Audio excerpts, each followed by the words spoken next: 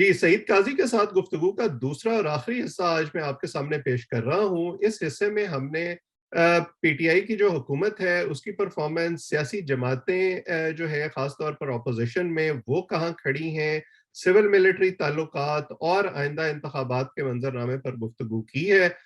تو دیکھیے اور اپنی رائے سے آگاہ ضرور کیجیے۔ اگر آپ چاہیں تو چینل کو سبسکرائب بھی کر لیں تاکہ اس طرح کی گفتگو آئندہ بھی آپ تک پہنچتی رہے۔ اچھا، اب تھوڑی سی بات سیاست پہ کر لیتے ہیں۔ یہ بتائیں، جیسے آپ نے خود کہا کہ جب 2018 کا الیکشن ہوا تو ایک امید تھی کہ جو ٹو پارٹی سسٹم ہے وہ ٹوٹے گا، ایک نیا بندہ اور نیا نظام سامنے آئے گا تو شاید کوئی تبدیلی آئے گی۔ اب 3 سال ہو گئے ہیں عمران خان کو حکومت میں، کیسے اسیس کرتے ہیں آپ ان کی پرفارمنس کو؟ میں آپ کو ایک چھوٹا سا واقعہ کوٹ کر دیتا ہوں۔ بہت نمایاں ہستی ہیں، میں ان کا نام نہیں لینا چاہتا ان کی اجازت کے بغیر۔ 2013 میں انہوں نے میرا دروازہ کھٹکھٹایا اور مجھے جگا دیا رات کو 2 بجے۔ میرا صبح مارننگ شو ہوتا تھا، تو انہوں نے مجھے کہا، میں نے سوری کیا، انہوں نے ساتھ ہی انہوں نے مجھے ایک اپنا ٹیلی فون دکھایا۔ اس میں عمران خان صاحب کا جو ایک میسج تھا جس میں انہوں نے اور بھی بہت سے سیلیبریٹیز کو کہا تھا کہ آپ مجھے جوائن کریں۔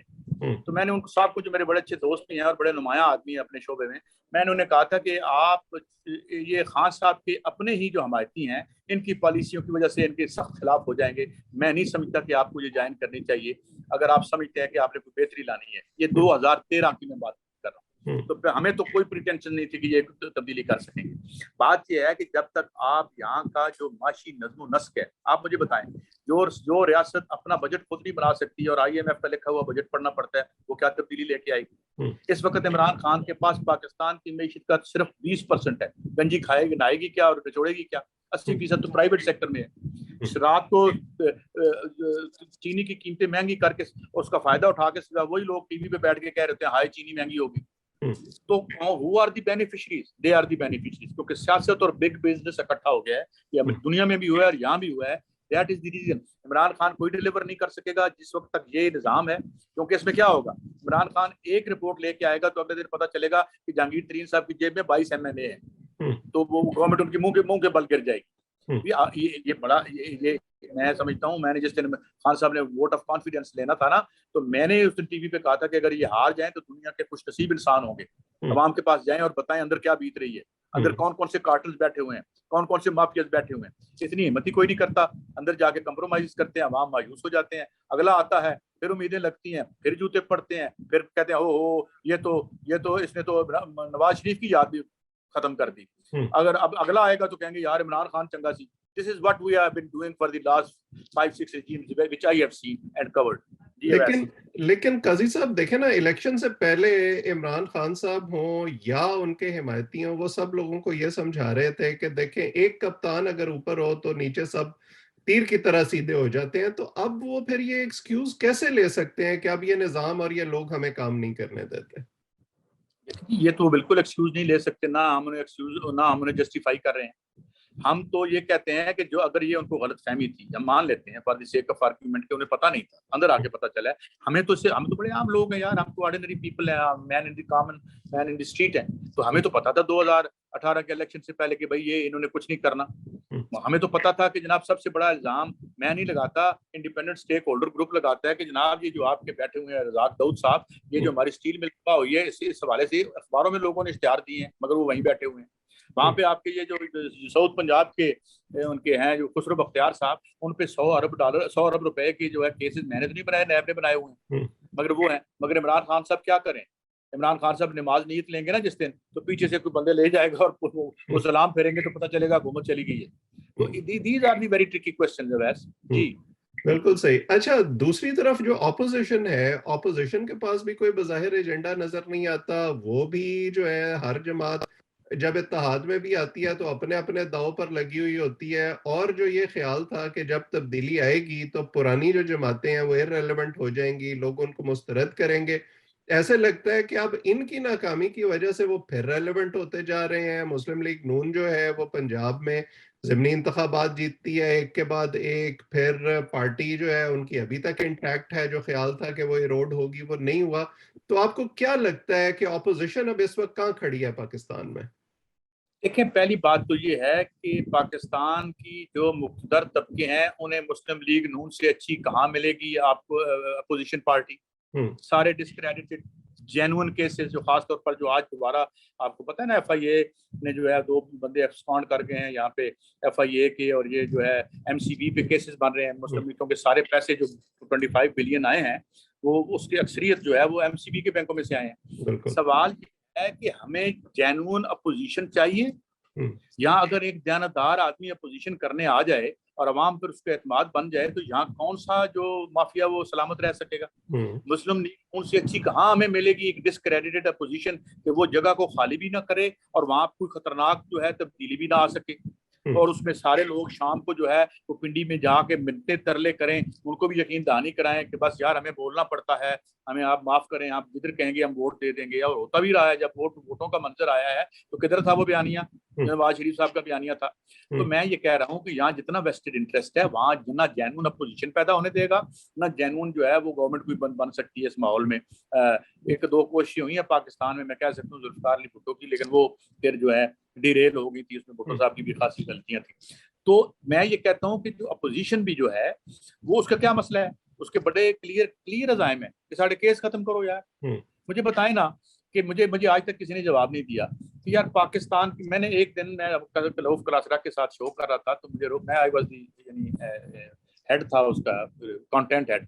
तो मुझे उन्होंने कहा उसमें ब्रेक में कि यार वो सलमान शहबाज साहब आना चाहते हैं प्रोग्राम पे। मैंने कहा जी बेशौक से तशरीफ लें। वो आए, हमने उनको ऑनलाइन लिया। मैंने उनसे एक सवाल किया, मैंने कहा जरूर मुझे ये बताएं, इस मुल्क की 2 मैशतें थी, एक आपकी निजी मैशत थी वो भी आपने चलाई, और आपके तबके ने हमारी भी मैशत चलाई जो पाकिस्तान की मैशत थी। हमारी मैशत का बुरकस निकल गया, आप 25% पे ग्रो करते रहे। तो एक इन दी one given one economy why diametrically opposed economic conditions exist करती रही, एक आपके लिए एक मेरे लिए। तो कहने लगे असल में ना हम प्राइवेट सेक्टर में हैं जो HR अच्छा रखते हैं, तो आप मैंने कहा फिर पब्लिक सेक्टर में 2 नंबर HR रखते हैं आप।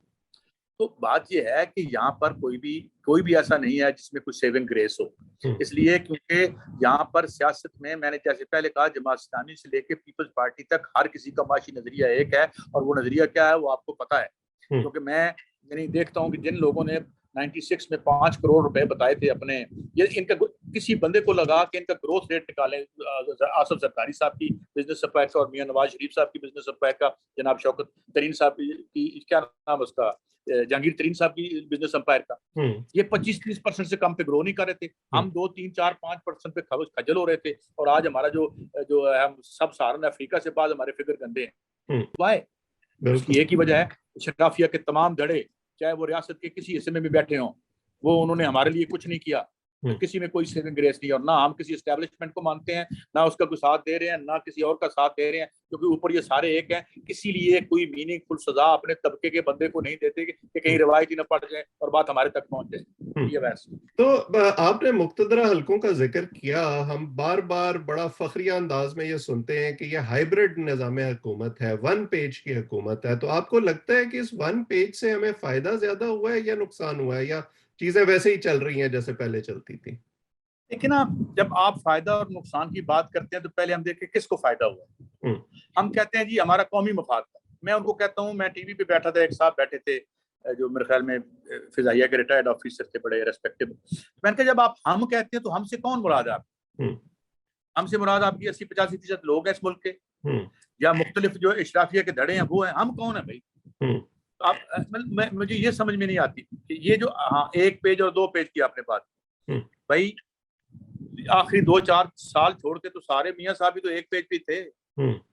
इन्हें पता नहीं कहाँ से सूझी के इन्होंने मैं इसको ठेकोक्रेसी कहता हूँ, बाहर आप बैठे हुए टेटोक्रेसी कहते हैं, मेरी नजर में ठेकोक्रेसी है। इसमें बिलावजह वो मैंने पहले भी कहा था, परवेज रशीद साहब ने इनकलाब का तेजाब डालने की कोशिश की तो फिर लिथरोक्रेसी आपको पता है वो मुतारक हो जाती है। तो बात है कि यहाँ पर उनका एक ही पेज है, और अगर आपको सिविल आज़ादियाँ आपने वापस लेनी है तो आप उस वक्त तक नहीं ले सकते जब तक अवाम में आपकी, मुझे बताएं तीसरा 5 साल जा रहा है, अवाम में आपकी 8,000 बंदा निकाला मरीम नवाज साहब ने, क्यों?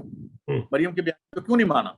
आज आप 5-10-15 लाख बेनजीर के मैं जुलूस में था जिस दिन 10 से 15 लाख आदमी 10 अप्रैल 1986 को आए थे, मैं एयरपोर्ट से उसके साथ चला था।